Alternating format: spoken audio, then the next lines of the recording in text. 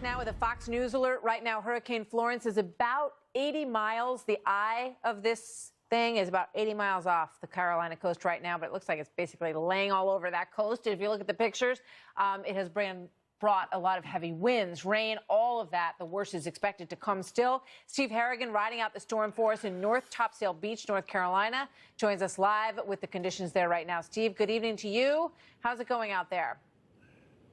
Martha, we're starting to feel some tropical storm force winds. It's coming in sideways with the rain and kicking up the sand as well.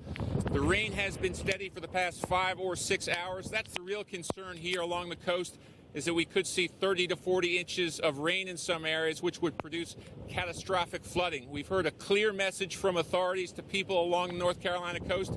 They were being told to get out for days. That message has largely been heard and been heeded, and there is plenty of hope on the ground, and there will be help for what could be a very long night for first responders.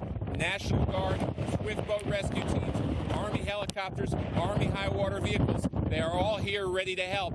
What could be an extremely difficult night. Martha, back to you. It's going to be a long night. Steve, thank you very much. Thanks for being out there and covering the story for us. Now with an update on the storm's progress at this hour, Chief Meteorologist Rick Muth back with us on the story tonight. Thank you so much for being here.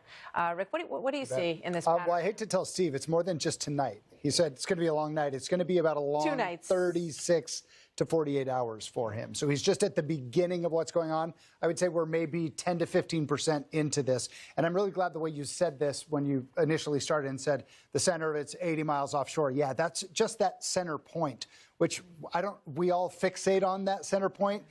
It's the center of the storm, but these storms are really huge. Hurricane force winds right now extend out for about 160 miles total. So that's a big swath of land that is going to get those kinds of winds, and tropical storm force winds 400 miles. So it's it's become a large storm. And in fact, as the winds came down at that center of it yesterday, that wind field expanded. And so the strong winds just went farther out. You can see right there the radar. Obviously, we have the rain. We've had some spots over 7 inches of rain already from this. And take a look at it. You see that buoy 41064 there? That's recorded a wind of 112 miles an hour, and that's just off the shore. So the very strong hurricane force winds are right there. I just want to take you through this map. This is what we call a storm surge forecast. You hear us talk about that storm surge. That's a rise in the water. The center part of the storm pushes water, and that's been pushing that water for about the last 1,500 miles. It's pushing that top of the water. That's going to all pull in towards the shore. Those little wind barbs that you see, we're going to see prolonged onshore winds. So the water goes in, it goes up those little inlets like towards Wilmington, up around New Bern, up in the Pamlico Sound. We're going to be seeing that water go up there probably around 12 feet.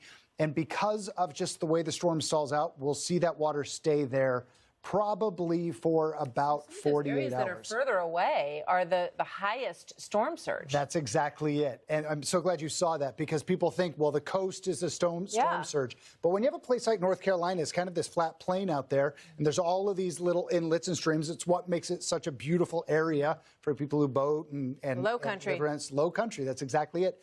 But all of that water gets pushed up into those inlets there and into those tributaries, and it can't get out. And there's a lot of little towns as you go up there, and those are the towns that I think are the biggest concern for the storm surge that we're going to have. And all those inlets is, by the way, where the water wants to come out from the rain that falls. Latest model here, it shifted a little bit to the south. The earlier model run showed 45 inches in one spot. I think we will probably see some storm totals 45 inches.